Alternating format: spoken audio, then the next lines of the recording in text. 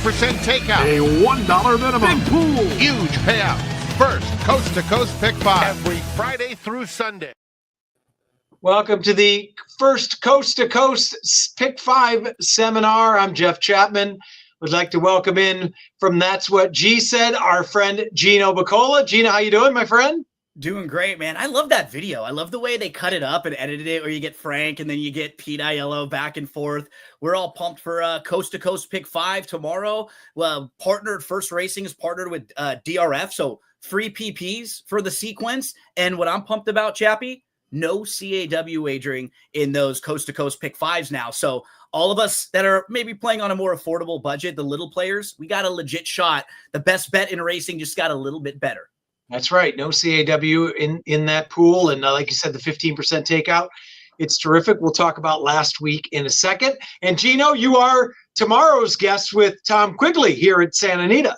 Love it. Frank Miramati giving me a nice little shout out at the end of the day. So talked with Tom. He asked me to come on last week, but I was at Gulfstream Park, so I wasn't able to do so. So we had a rain check ready to rock and roll for this week. Jump in tomorrow. We'll go through the full card, talk about some of the Pick 6 carryover. I think $56,000 plus carried over. So no shortage of opportunities to fire away tomorrow, Chappie.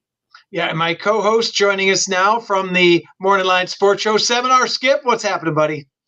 Oh, buddy, looking forward to this weekend of racing, the coast to coast. You know, it's the best bet out there, I think. Last week, unfortunately, we missed it. We were all over it, but we missed the Chad Brown, and it killed us. But hopefully we can win tomorrow. And like Gino said, Sandy just got a Pick 6 carryover, so looking forward to that. So it's, you know, the Kentucky Derby, all these prep races coming up, and it's getting close, and it will be here before we know it. So let's have some fun and make some money. Now, before we introduce our next guest, is Zenyatta in the room? She is not. She's not in the room. She's mad at me. I was supposed to feed her. Tomorrow's her birthday, so she's got a big day tomorrow. She'll be 15. Okay. And I'm already in the doghouse. That's his dog, Howard. So, yeah. So joining us now from the HHH Racing Podcast, Howard Kravitz joins us. Howard, first of all, welcome. Thank you so much for joining us. How you doing? Chappie, Gino, Skip, pleasure to be on. Very excited to join you guys for what's going to be a really good Coast to Coast Pick 5 tomorrow. I'm looking forward to it. 15% takeout, by the way. I'm not sure that you mentioned that or not. It's a great bet, dollar-based bet. I have some very strong opinions. Whether they're going to be good opinions, we'll find out in about 24 hours. But pleasure to be on the show. And, of course, our podcast is extremely happy to be partnering up with Santa Anita this meet. And, of course, the meet after this main meet here. Yeah, everybody go to HHH Racing Podcast. Watch it. Just subscribe to that. They do a bunch of shows. Howard does all kinds of things. And they're doing right now the Great Race Plays. And you're covering the Sunday Pick 4. But they cover all kinds of stuff. I've been on there before. It's wonderful. Howard, I got to tell you one thing before we get into it. Last night's show you did. If you had a guy at the very beginning of the show said he was new to racing. I think he's from out here. If you can get that name, or if he's watching, have him get a hold of me, and let's bring him out. We'll take care of him for a day. He's brand new to racing. I don't know if you remember that. It's at the very beginning of your show. I think his first name was Juan. I'll go back and watch it. Getting his contact info will be tricky, though, because just because he's in the chat doesn't mean I have any contact information. Right. But I can get you a name, and maybe he's on one of your mailing lists or something. So I will do that for you. Absolutely. Okay. Yeah, that would be very cool. But HHH is partner with us. They're doing plenty of things, and it's great. We got to have some mix and mashes, with the crews together as we move forward, especially on the big days. So that'd be great. Yeah, absolutely. Look forward to it. Great race plays, by the way, 9:30 Eastern, 6:30 on the West Coast. Sunday late Pick 4 coverage, and it's on the Santa Anita X handle as well as YouTube channel and our X and YouTube as well. So we've had great viewership in the first 5 weeks. Chappie, everyone should check it out. Yeah, no doubt. And last week, I got to give some kudos, Gino. We got to give it to Skippy and Scotty. Couldn't join us tonight, but they couldn't have been more all over White Abarrio as a single that you could possibly get, right? I mean, it was It was extremely impressive too. That's exactly how you want a single to win, or a horse who you're closing exotics with, right? He was traveling well throughout, didn't have an anxious moment at any point of the race. He was always in great shape there. And then honestly, for someone like me, I like Saudi Crown a little bit. He ran his race. He got the trip that he wanted up front, just wasn't good enough. Nobody was beating White Barrio that day. Yeah. He was absolutely the best. It was a great way for him in a big race to come home, win a big one. And it was a huge Saturday for Saffie Joseph Jr. Yeah, no question. And yet somehow I know I singled White Barrio. I have nothing to do with that. I just How did you not hit it, right? That's what you're about to say? Yeah, 4 out of 5, and I think I was 8 deep in the race I missed. I think Skip missed the same race I did with the Chad Brown, and we didn't even talk. And you were deep there, right, as well? I was, because that was the one that Charles Appleby had a horse. I can't remember the name, but it was a favorite, and we didn't like it, and we made Nation's Pride. It was at Nation's Pride, and I think Spirit of St. Louis was the horse. I think that beat you, the 8. Yeah, right. That wasn't the only Charlie Appleby that didn't run very well Saturday. But Right. that's a story for another day, John. The last 6 months to a year or so, they've not been firing the way they were right off the bat when they came in, and they definitely get bet a lot, right? So they burn some money. Yeah. Watch Maidan Racing. I think he does pretty okay at Maidan, by the way. Still doing okay overall. Yeah. Yeah. All right. So now I'm going to put up the sequence that you guys, we already talked about this pre-show. We're just being honest here. As a producer, I'm pathetic. So as we move forward, we might have Gino or Howard work on this. But so far, I did get the opening correct. And now, Gino, I'm going to put up the sequence of the Coast to Coast. So it's baby steps for me, right? So yeah, let's see. 1 for 1 so far today. 2 for 2. Look at that. All right. Look at you, Chappie. Well done. There we go. So and that's a good sequence, right? There's the Kitten's Joy at Gulfstream, which is race 10, mile and a 16th on the turf for 3-year-olds. Then you've got the Holy Bull, which is race number 11 at Gulfstream. And then you have the Forward Gal, which is a really good race number 12 for 3-year-old fillies going 7 furlongs. All 3 of the Gulfstream races this week are stakes races. All right, there we go. So why don't we get this started here? I'm going to put the banner in now. Look at this guy. There we go. You got it, Chappie. No problem. I mean, you need to talk to Andrew back there. You got to get double the fees if you're hosting and producing. Absolutely. So, Andrew, we got to work on this. Chappie needs a bump in his pay. If anybody's hiring and needs a producer, I'm available.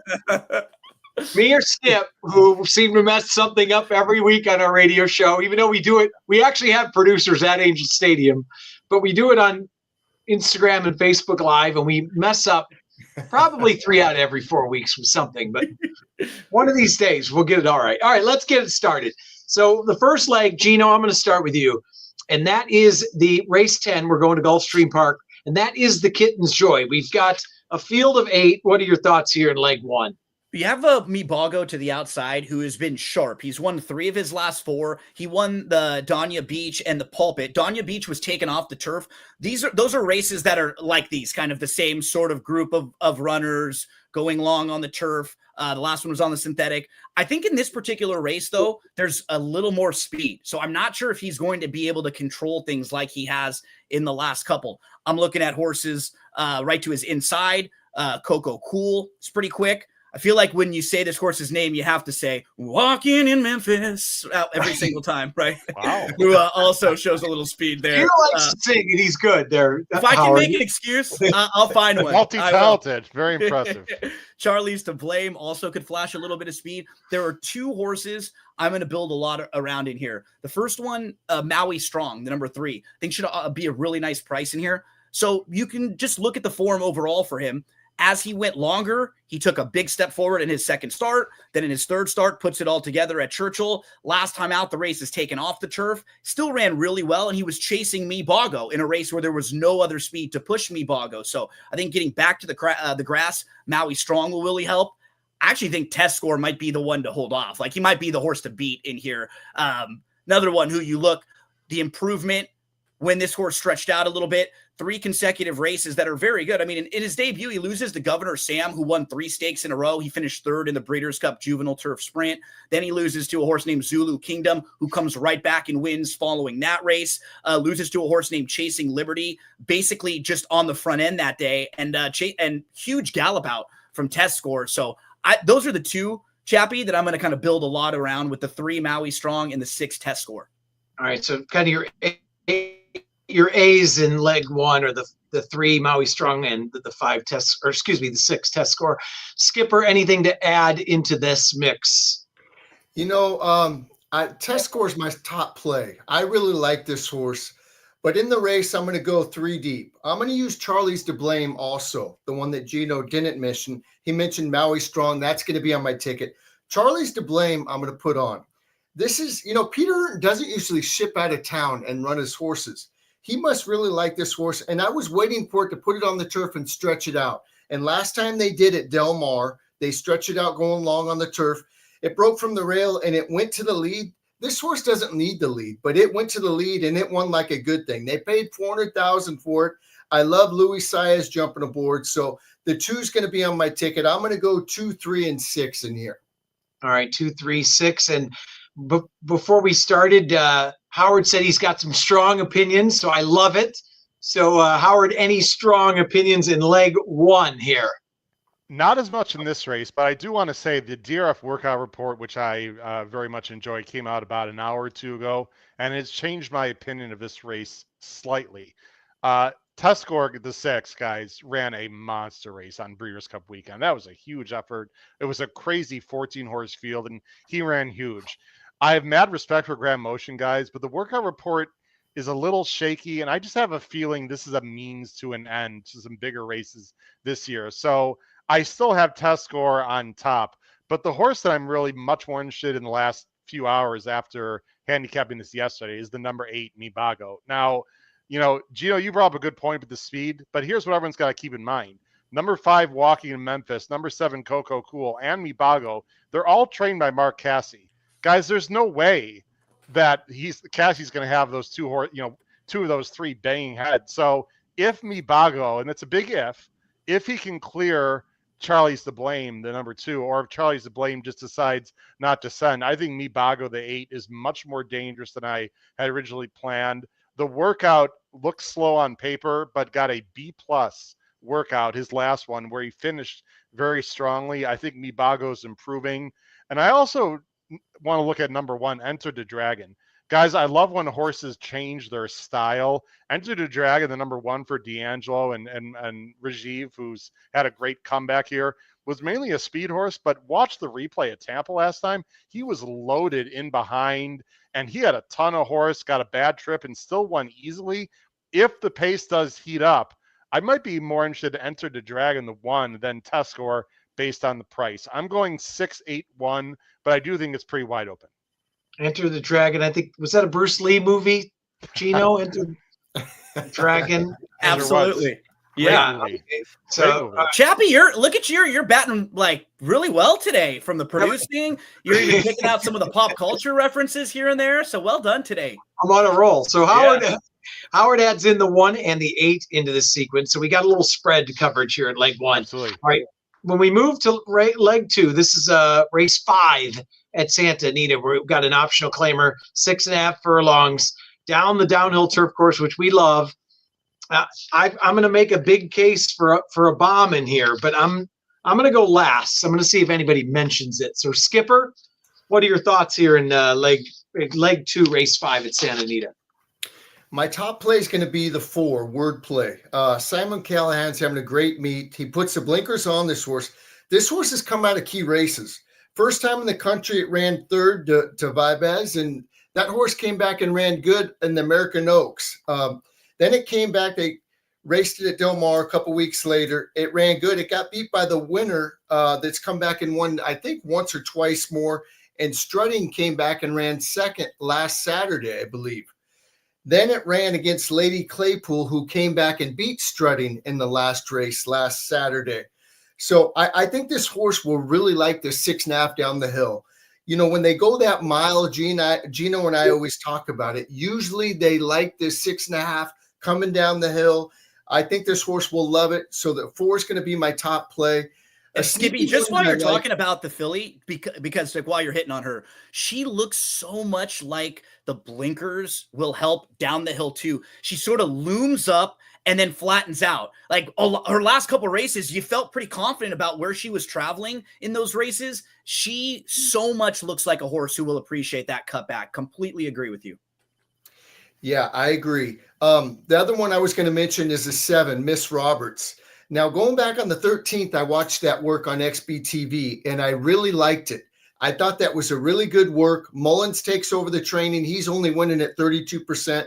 Here's another one that I think will like this downhill turf course. And we know if they like it, they love it. And if they don't, then they can just toss them out. I think this horse will like it. I love Hector Barrios jumping aboard. Him and Mullins, nobody has a better winning percentage, it seems like, than those two. And then the other one I'm going to use, I'm going to put the 10 in only because there's no really speed. I think this horse is the quickest of the quick, putting the blinkers on. This horse will be in front, I think. The workouts are weird. The January 19th and January 25th workout on XBTV are very strange, especially the one on the 25th. It was going real fast, looked like it was trying to get out on the turn, and they took hold of it in the stretch, and it was going fine. And then all of a sudden, they just sat down, let the reins loose, and this horse took off again, going in the far turn.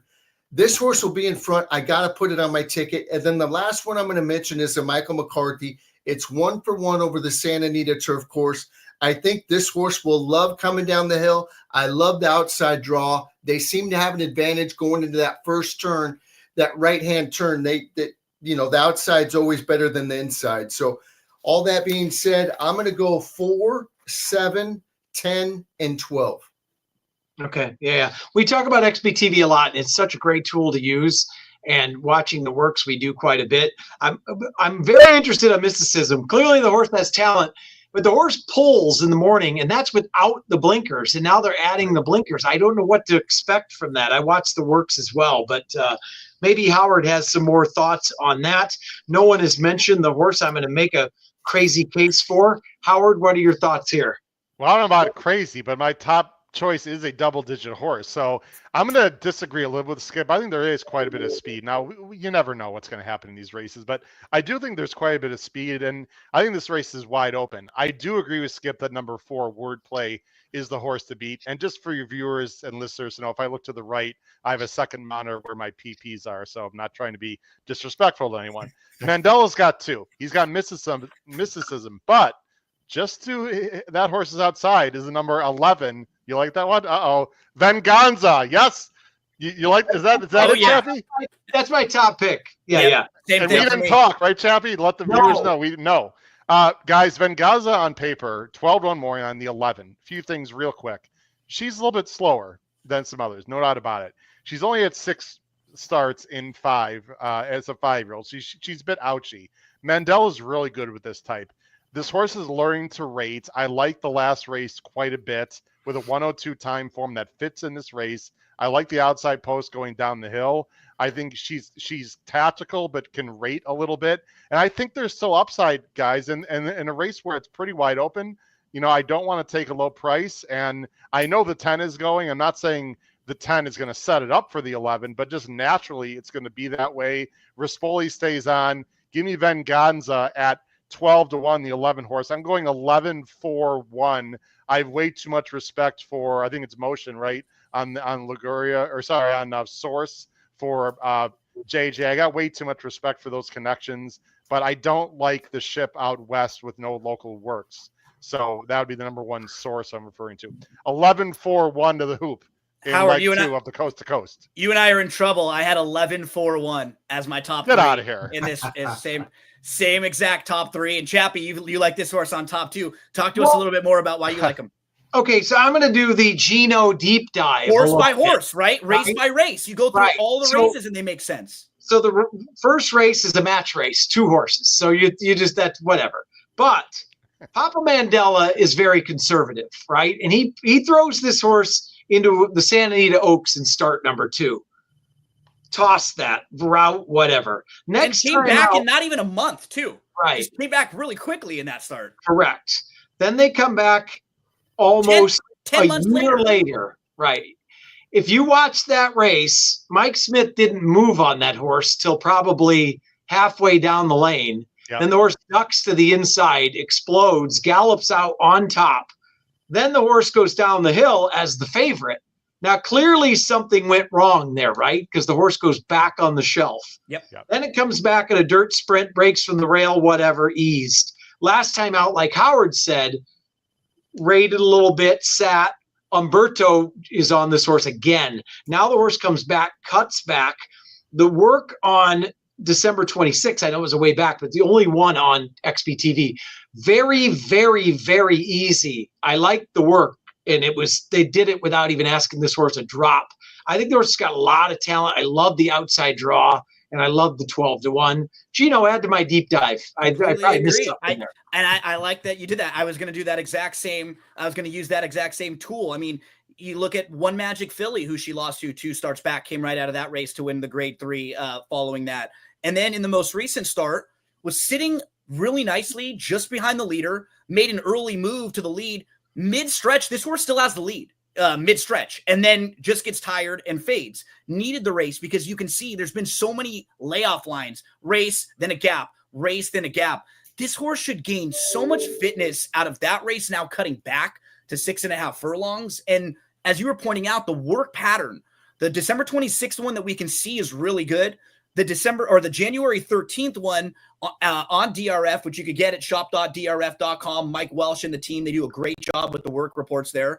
That was cheap plug, right? That was the best, like the best of the works. And then the next one was a little slower, and then the next one was just slower. You could see the pattern of really good, and then let's kind of back off a little bit. Let's just kind of make sure this horse is fit and ready to go. I think she's coming into this race really, really well. And if she's anything 6 or above, I think that's fair in this race from a price standpoint. So yeah. I think we might have a little bit of room to still get some value on her from where she is. Go ahead, Skip. Uh-oh, he's chiming in.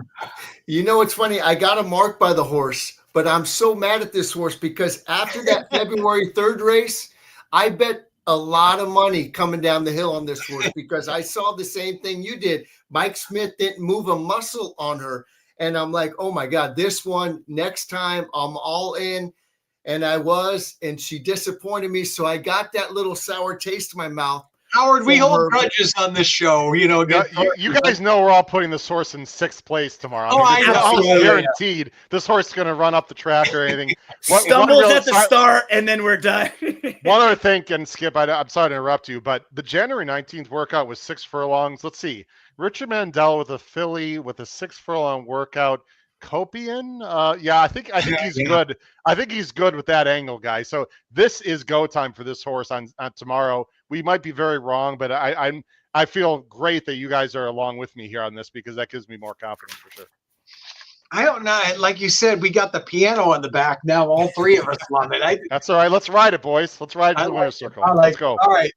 We are going to, what's the next leg here? Race 11 at Gulfstream. This will be leg 3. And this is the Grade 3 Holy Bull.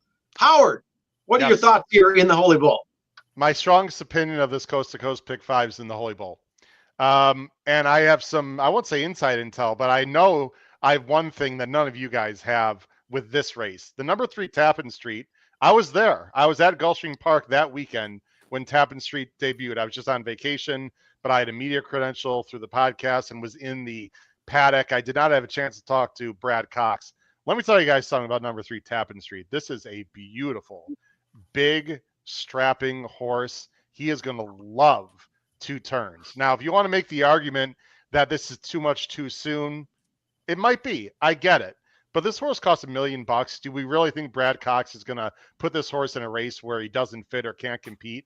His debut was so much better than it looks, in my opinion. He got shuffled back a little bit. He still came on and beat Bob Moe. He also beat a horse that beat a monster last of the Pletcher monster that was supposed to be, unbelievable. He beat that horse also in the debut. I think he's going to love 2 turns. And my other big thought in the Holy Bull, guys, Guns Loaded, the number 4. I don't think this horse wants any part of 2 turns. And as what we call on the show, Guns Loaded and Jose D'Angelo, the trainer, and IRED, they've got what we call DFS, which is Derby Fever Syndrome. I think they're going to see if this horse can get 2 turns. Guys, based on what I see, I don't think this horse gets 2 turns at all. Now, you're going to say, what about Ferocious?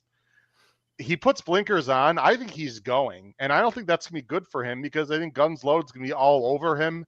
I'm just not a big Ferocious fan. He's a nice horse, but he's been a lot of talk with not a lot of follow through, in my opinion, since his debut. And I think now is the time to get the price on Tappan Street, the number 3, guys. I'm going a big win bet on Tappan Street in this race. I'm going 3-2-4, 3-2-7. I actually think the 7's interesting also. And I would not be shocked if Tappan Street is a major player in this road to the Kentucky Derby. And in the Kentucky Derby himself, I'm a huge fan of Tappan Street. That was almost a walk-off right there. I love it. Sorry for taking so long, but I have very strong opinions, and we'll see what happens. I'm hoping if I get 5-2 on Tappan Street, I will be doing what we call in our podcast an unreasonable wager on number 3, Tappan Street. Well, I mean, the best thing is not only did you do a big push for a horse, but you have a couple big reasons, especially Guns Loaded, that you're against, which is a great angle. I mean, that's what we love here. So let me ask you this, Skip. I don't know if you know all this, but Howard and I, the first time we met in person last year, I learned of the giant bet they had made on Sierra Leone to win the Derby. I don't know if you knew that, but Howard, you can fill them in a little bit because not everybody in this audience knows the whole journey there. It doesn't end very well, as everyone knows, but I'll be very brief. The year before I had, I like playing the Derby Future, especially last 5 years. And last year I really liked the debut of Sierra Leone in New York, which happened on Breeders' Cup weekend in New York. So a lot of people weren't really paying attention to it. Long story short, our podcast put $1,000 to win a future bet on Tappan Street, on Sierra Leone, myself and about 6 other people at 150 to 1 at Caesars. So we were live to 150K for Sierra Leone. We made that bet in November, guys, right after his Derby or his debut. We all know how it ended. I was there in person. It was absolutely heartbreaking. I was personally in for a 50K, so I had about a third of that ticket. But the journey was fantastic, and I still consider it one of my best successes ever, because when you place a future wager in November, guys, I mean, you just hope the horse gets to the Derby, and we had the Derby, favorite, and we ran, absolutely monstrous. So, I was proud of it, but boy, that was heartbreaking. last Kentucky Derby. Yeah. Howard and I had talked, but he was out here for one of the preps. So we were watching it in the paddock before we walked over to watch, and you guys were all screaming and cheering. I can't remember what that race was. It was Risen Star weekend last year. Okay. Yeah. So I don't even, I'm lost. I started with Howard. Tappan Street. Well, Tappan Street. And I'll kind of pick up where he was left off. There'll always be a race when I'm watching when I get the feels in my stomach for a horse that I think is the Derby horse. I'm wrong sometimes. I've been right a few times, but there's generally one race where I get it. And as soon as that horse ran, I came and told my dad, this is the horse that I like right now for the Derby.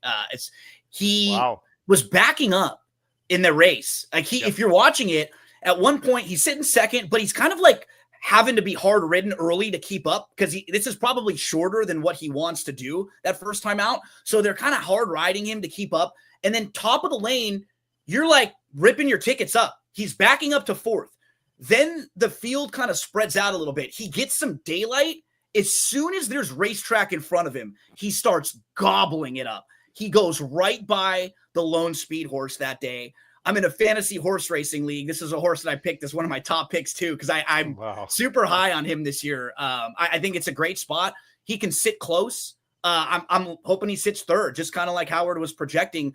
Maybe even not far behind Guns Loaded. We'll see what they want to do with Ferocious, but I like him quite a bit in this spot. I think he's going to take a massive step forward here. And he's the one I've been waiting for. So Howard, I'm right there with you. You and I could be in some trouble this weekend. I do wish he broke outside Guns Loaded. That's a minor issue for me. If he was outside Guns Loaded, I'd really, really like him in this spot. It might be a little bit dicey. It's a short run of the first turn. It's a short stretch, So like I said, he might lose tomorrow, but I love his potential going forward. So Gino, is that your single as well? I'm going to play tickets where I single him. Absolutely. Okay. No doubt about it. I'm less cold I'll play another one where I'm a little less cold on Ferocious than Howard, just because I think the key is they're making a change, the equipment change. So I really do think he is the type of horse, if you go race by race, the one that stood out to me was in the Hopeful, where top of the lane, he's floundering, he's backing up, and then Chancellor McPatrick comes right by him, and it's sort of like kicks Ferocious into another gear. He digs in and he tries to close with Chancellor McPatrick, and he runs second that day. He needs a little bit of focus. He's got ability, but his head has been a little all over the place. So I do think that with the blinkers on, that could really help a horse like that. So I'll be singling the 3 most of my spots. I'll play another one where I use the 2 a little bit, but I'm cold on Guns Loaded as well too. I don't think he wants to go that far. I think these horses are just better. I think they're just a tier better, and they're going to be breathing right down his neck. All right. So all 3 of us now are on Tappan Street. So I'm kidding. I don't look at Gulfstream. I've never even heard of Tappan Street, but now I'm on it. So Skipper, what are your thoughts here? Are you going against the grain here? I'm not, but here was my thought process here. I got a few circles. Guns Loaded is not one of them. Ferocious is, but it's only got 3 workouts. I know the blinkers on. I don't know. I don't think that horse will. Maybe it wins a race. Maybe it doesn't. I just don't think it's going to be ready for this race. Obviously, it's not the goal. So I like the 3, but I was going to use a couple horses that have already won long, going 2 turns. And that would be the 1, the 5, and the 7. So I'm going to put the 1, 5, and 7 on my tickets. I'm going to use Ferocious. I don't think it'll win the race. Tappan Street, I love what they said. So I'm going to go 1, 2, 3, 5, 7 on my ticket. All right. So Skip. To Skip's point about Ferocious, he did miss some works. He didn't work until right before New Year's after the Breeders' Cup, which I'm sure that was planned. But then he had almost a 3-week break after that. The vibes for me are just not good, and he's going to take a ton of money. So you got to pick your spots, guys. And people at home, we could be very wrong, but I think this is the time to play Tappan Street and play against Ferocious. I think most of us on the screen agree. I agree. Yeah. All right. Just for 30 seconds, I'm going to go way off the board here because we were talking about Gino, I think you were talking about the horse. One of the horses looked like he wasn't running for a second and then kind of kicked it in. There's Sunday. The Dean Pedersen horse is very interesting in the stake against the 2 Bafferts. It's a Tappet filly, I think. Yes. Is it right? She's got a lot. What's the name? Yeah. Is that? Was it Moment? Moonlight or something? Yeah. The Last Virgin. Yep. Moonlight. That horse can run. And there is a work that's missed on XBTV. There's 2 Bafferts working, and this horse rolls by him. And that's how we figured out who that was and then backtracked on it. I'm going to bet that horse stretching out. She's 5-1 on the morning line too. So and in the race where Tenma is going to take some money, that the other McCarthy horse, Justice Fancy, is going to take some money, who just won. The other Baffert who's 8-1 morning line on the outside, probably will be shorter than our Moonlight, right? So you'd imagine those 3 probably get bet more. So at least in that race, you're going to be getting some value. So again, Chappie, you're already giving us plays for tomorrow too. Look at you. You're teasing or the Sunday selections as well. What a job hosting today. This is like I just thought of that because if you watch that race, the horse looked like reminded you of that. Even Frank said like at the 3/8 Polish, the horse is kind of backing up. And then all of a sudden that horse kicked it in. Yep. And when that horse changed lead, she just exploded late. And I think there's a lot of talent. Skip, we were down there. We were in the winner. Your buddies were in the winner's circle. Yes, right? we were. Yes. Yeah. And you talked to the owners and they said you lived the dream, right? Or this is they were going to get a lot of offers after that race. And I remember the owner was saying, no, we're in this game, to win, and this is a good one, and I'm not selling. Listen, if the price is right, everybody will sell more than likely. But he was so excited about this, and good for them. And boy, that horse ran through the TV screen that day. Yeah, I mean, a lot to overcome, obviously, right? 2 turns, facing some experienced horses, but the price could be right. All right, let's get back. Sorry, I got way off on a tangent there. You got to start with Skippy in this race because this is one of your horses, right, Skippy? Megahertz, one of my favorites. Awesome. Skippy, that horse. And Well, this is 2 megahertz and one of the horses that you always like to play. Right. And who runs kind of like megahertz. Right. Skip, take it away. That would be race 6, the grade 3 megahertz, leg 4 of this pick 5.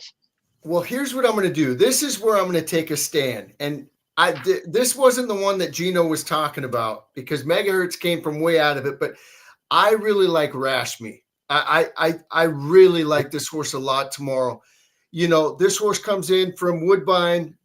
It ran at Del Mar. It won by 4.5 lengths. They brought it back a little over a week later, came back and won by 3.25 lengths.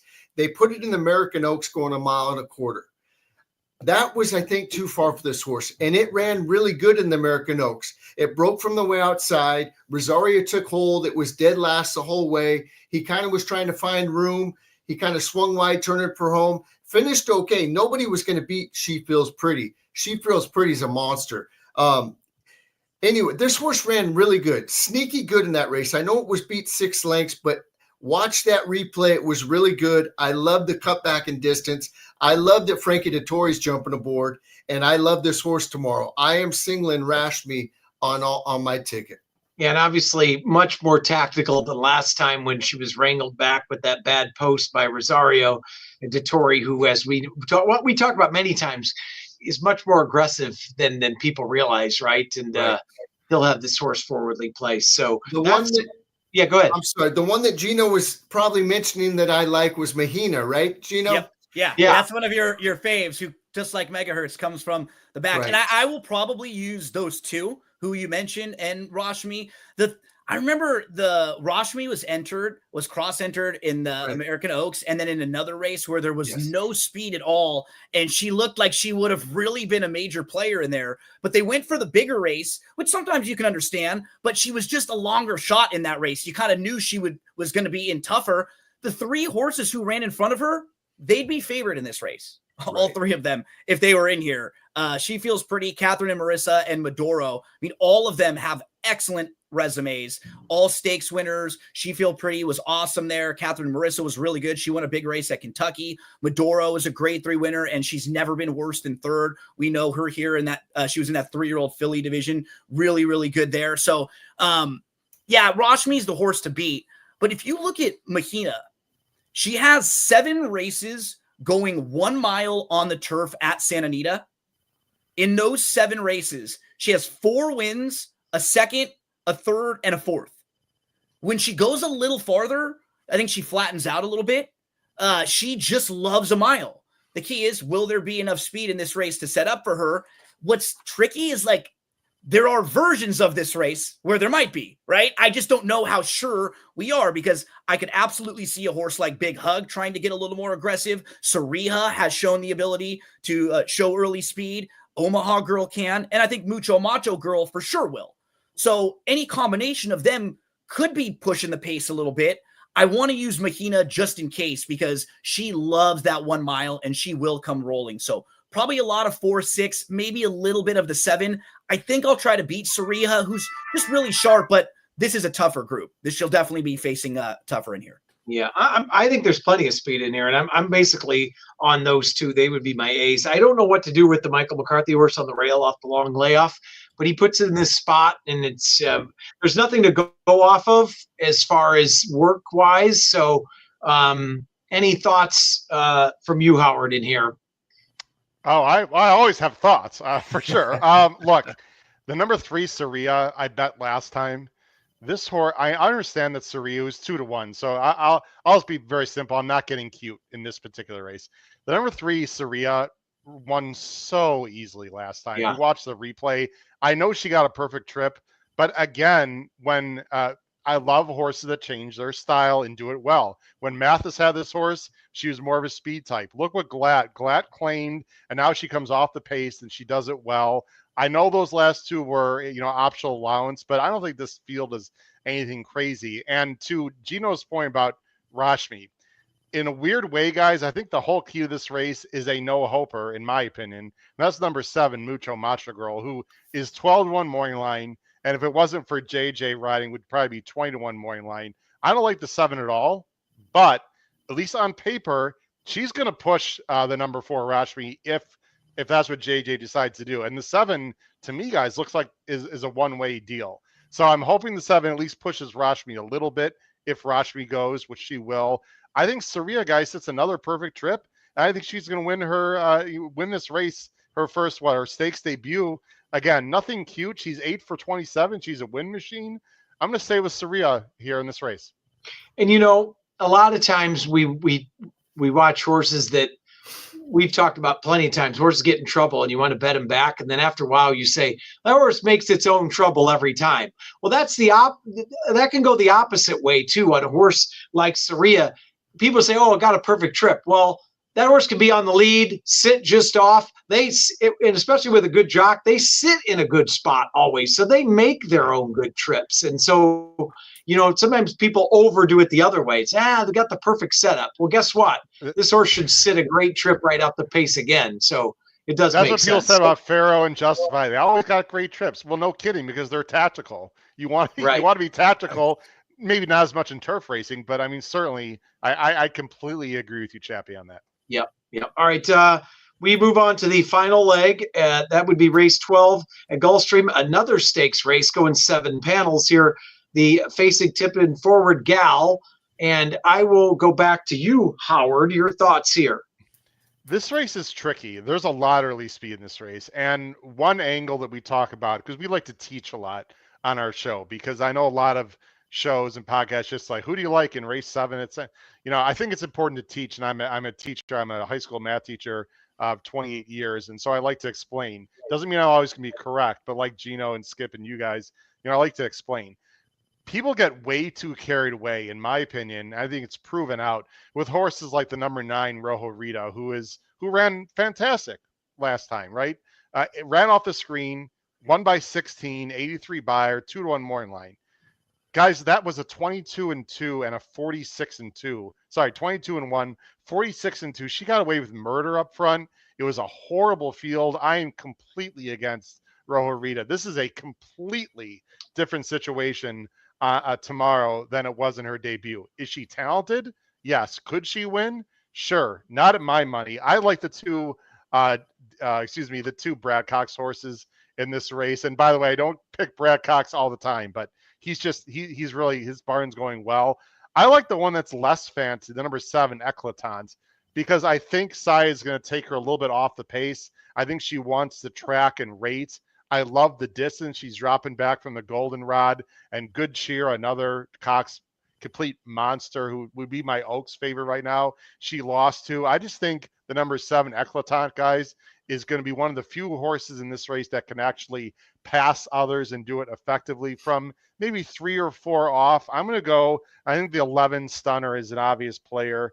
I like Outside Post going 7 or the Flat Mile at 1 turn. So I'm going to go 7, 11, 3 in this race. I just don't, like a lot of the legitimate, supposedly fastest horses in this race, because I think there's just too much of it in here. But I'm going to spread. I don't trust 3-year-old fillies in general. Again, 7, 11, 3 for me.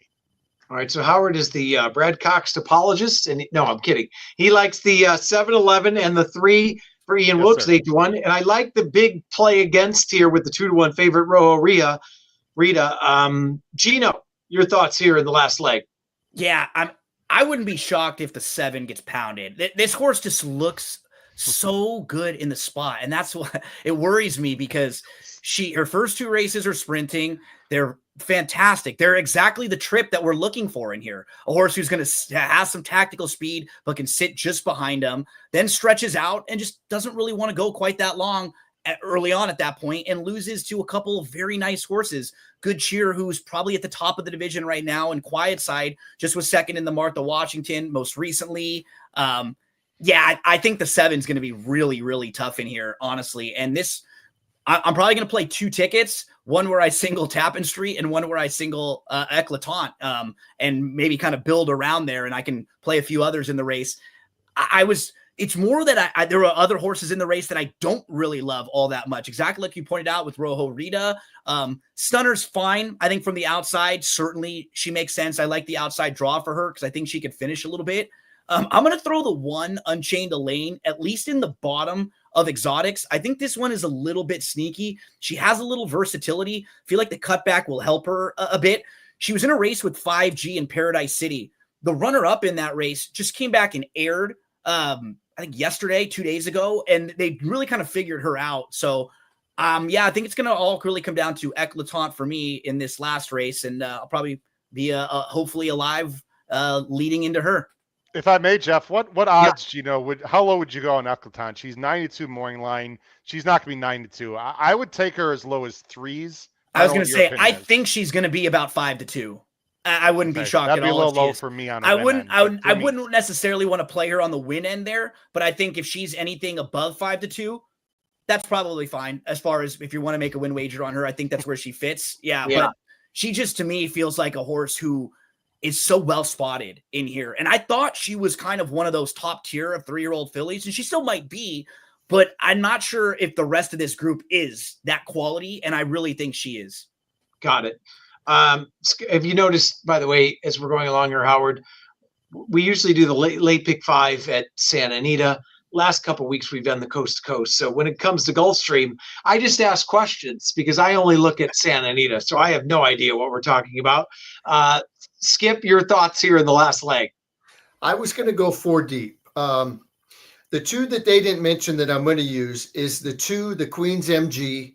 This horse has only had 3 works, which is a little, I don't know, concerning, but the horse does one well fresh. I did watch the January 5th and January 12th on XBTV, and I liked what I saw. I think this horse will get a great trip, and, Irad's riding for Sassy. Can't go wrong there.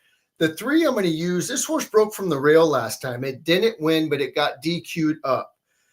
This horse ran good and worked good on the 11th. I think it's going to get a good trip. I love the 8-1 price. It's got to be on my ticket. So I'm going to go 2, 3, 7, 11. I wasn't a big fan of Rojo Rita either. So, we're all thinking the same way here. I hope that's good.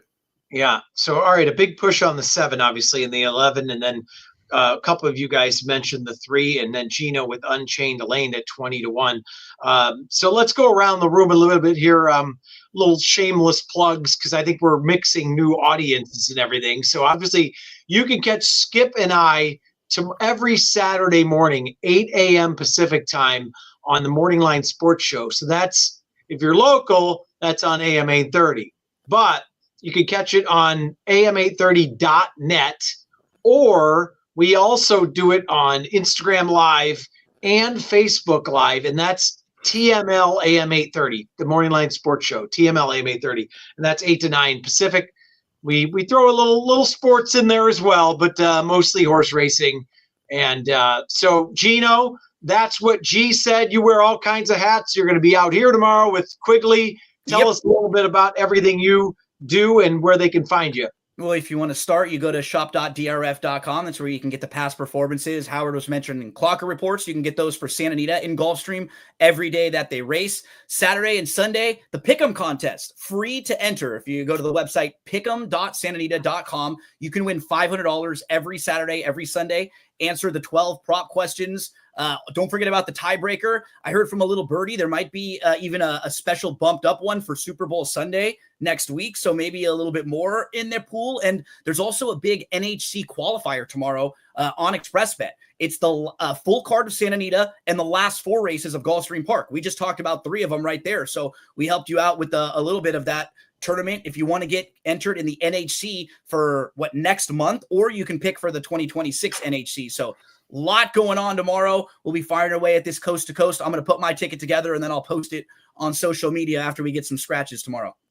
I love it. And then Howard, see, here's how we start. We started with you. We bring up the Sierra Leone, and we're like, and then we build you back up. We build you. That's how we do it. We knock you down. We wish you on. We were all cheering for you. I promise. But you've been a partner now. It's been terrific to the start. But tell everybody, because you've got the satellite shows. You got a lot going on. You guys are growing tremendously. So give everybody the whole spiel, shall we say, on the HHH and that you founded, that you started. Yeah, we got a lot going on. And I also just want to mention before I do that, I think it's important. The number 3, Justin Queso, in the last race we just mentioned, has been outworking Burnham Square in the Holy Bull, the 7. And I think Burnham Square is not without a chance. So the 3-year-old filly, Justin Queso, in the Ford Gal, has been outworking the colt in the Holy Bull. Just want to mention that. HHH Racing Podcast, very quickly, I started it in 2021. We just had our 4-year anniversary 2 weeks ago. We are on YouTube. We're also on listening platforms, Apple Podcasts, Spotify, and Anchor. The easiest way to find out about our information is 2 ways. Go to YouTube and just type in HHH, Howard's Horse Handicapping, by the way, is what it stands for. HHH Racing Podcast in the search bar. We've got shows Tuesday, Wednesday, and Thursday nights. Our Tuesday night show is 2 young guys who have a show called Pacific Horse Players. They're 2 guys, one's from San Diego, one's from Orange County, and they cover only West Coast racing. We've got shows Wednesday. We have 2 shows Thursday, including Great Race Plays, which covers the Santa Anita Sunday late pick 4. That's at 9:30 Eastern. So go to our YouTube channel, hit the notification bell so that you know when our content is arise. And then also, we have a great website, hhhracingpodcast.com. Very simple. We've got a whole boatload of information there. It's been a labor of love, guys. I'm so happy that I started. I've got a great group of co-hosts and people behind me. We're one big family. This podcast has allowed me to travel literally throughout the world. I was at Ascot and Shanty for the first time this past summer. And I love it, guys. I love covering Santa Anita and supporting First Racing. Oh, and Andy's a teacher, so it's not like between you and Gino has so much energy. I don't know if he ever sleeps. Skip and I sleep enough for everybody else, but I don't know how you fit it all in, Howard. It's not easy. Full-time high school math teacher is my year 28. Looking forward to retirement in about 5 years if I can last that long. I find a way. Well, you gotta have great people behind you, just like you do, Jeff, and all you guys. You can't do this alone, and especially with the amount of coverage that we like to provide. We do live shows on Saturdays where we show, we talk about racing in real time and talk about odds and whatnot, because I think that's a part of the game that needs to be discussed more, what's value, etc. So it's a labor of love, man. It allowed me to meet you, and you've been on the show, and love to have Skip and Gino on the show eventually as well. So appreciate having me on tonight.